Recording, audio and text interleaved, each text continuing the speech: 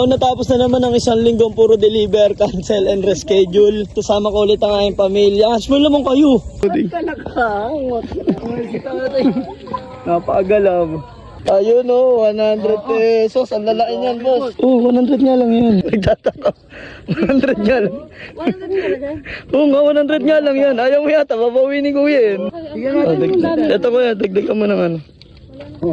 Thank you so much. May pang-ulam na. Hawak ng rescue. Isang batcha, isang palabok kain without egg. Estudyante. O, tara na eh. Hindi ko tuloy naintindihan lahat. Wala ang pera. Bayaran mo muna. Ano?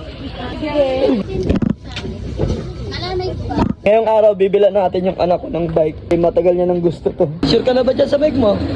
Na ba talaga gusto mo?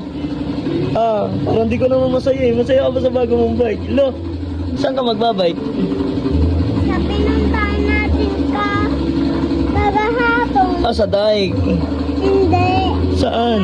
Puti-putian.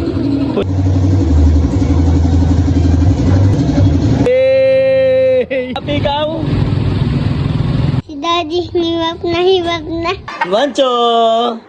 Happy 9 months! Wow! Ay, yung cake ng baby ko. I love you! Laging sisipagan ni Daddy para sa inyo.